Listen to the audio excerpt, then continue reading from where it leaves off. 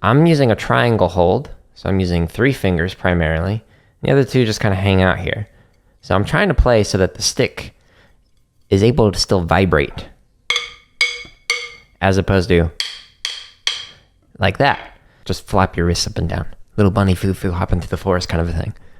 Now try the same thing when you squeeze these 2 fingers. If you're trying to do that, you can't move your wrist. As soon as you squeeze those fingers, you can't do the rotation or the up and down motion with the wrist, rather, not the rotation. So that's the technique I'm going for. The problem is when I'm playing these diddles, I'm working on the inside sweeps in particular, I'm squeezing more than I'd like to, and so I'm getting the white knuckle effect like that, and I don't want that. I do have a short video that kind of talks about that, by the way. If you want to learn more about it, it's under lessons, tips, and live stream practice sessions. It's this one. Here's how I practice when I want to be quiet while practicing. So you can practice quietly using the rubber sticks. You can use a different pad. You can put a towel over it. You can practice just playing soft, or you can practice with your wrists or your hands only. Depending on how many layers you put on your drum pad, it'll make it significantly quieter.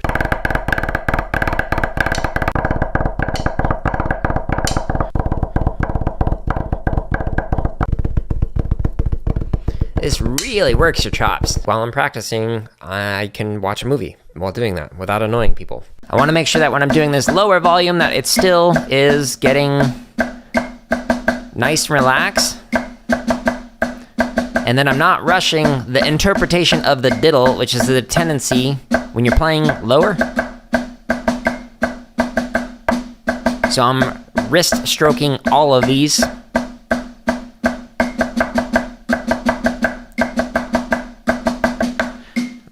To demonstrate.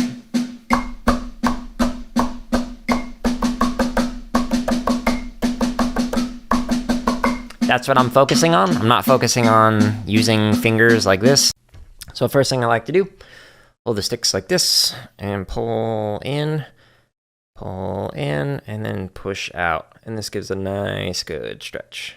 So just kind of hold it as long as you need it. No jerking motions. Don't want to go into the stretch too quickly.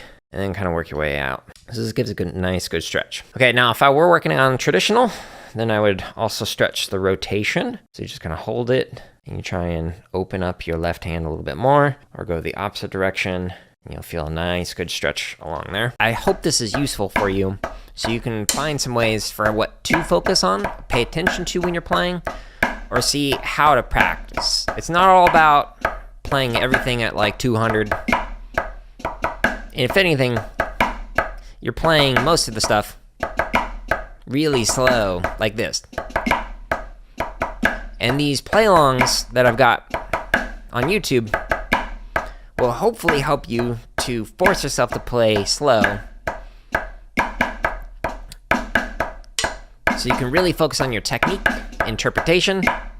Unlike that was a little slurred. When I would practice, when I had the injury, I would practice mentally. One of the studies that I read was talking about how, for musicians in particular, you're about 80% as effective in terms of the gains that you get while practicing mentally. So even though I was just like sitting there and just like visualizing myself practicing and trying to make it as lifelike as possible, it had an effect in that it actually improved my playing. Back during my undergrad, when I was in percussion studio, there was like a bunch of grad students who would like frequently discuss how you have to draw the sound out of the drum. So when you'd strike it, you'd hit it, and then you'd pull the sound out of it. I don't know what kind of, like, sorcerer they were, but they were trying to conjure up some sounds using physics that doesn't seem to align with my understanding of it. Whenever you strike the drum, whatever you do after that's not going to have an effect on it. Unless we're talking about, like, playing around with, like, some vibrato sounds by, like, cupping your hand and, like, doing stuff like this, which you can do like over like a vibraphone, blah, blah, blah, blah, blah. We're not talking about that here. No. We're talking about just striking a snare drum, and then we're gonna conjure out a better sound quality by pulling up our hand like this. It's fine if you want to be theatrical with your performing, but let's not kid ourselves and think that that's somehow going to change the sound quality after you've struck the drum. My accents are a little too heavy. All you gotta do is pull them back. Oops. And, play them in the right time. Don't have to overemphasize to get the accents in. Just let the heights do the work for you, the gravity.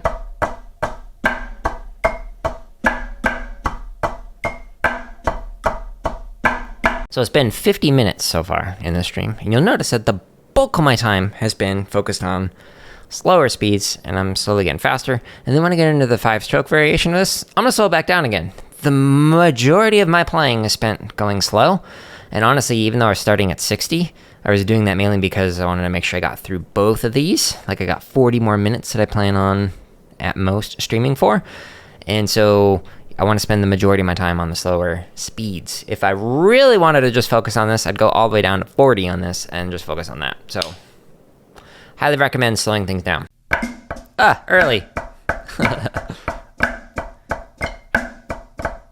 What's interesting is like how when I first started streaming, a couple months ago, I would get so nervous when I would make a mistake. That's after years of playing on the drumline where it's like, not allowed to make a mistake. But, I mean, when you're practicing, you're gonna make mistakes, assuming you're practicing stuff you're not good at. Which is what I'm doing on the stream. So now I'm just sharing my mistakes publicly. And so it took, like, I don't know, maybe a month or two before it actually started to feel like, okay, I don't have to have a panic attack every time I make a mistake in front of people. Progress. The last stick control variation is called Advanced Stick Control with Filler, and oh boy, is it fun. So in this particular one, we have the check, normal, what we just did, all right, cool. But then after every single line is a triplet variation. So triplet, triplet, triplet, triplet, right, right, left. So this is Swiss sticking. And then you fill in that.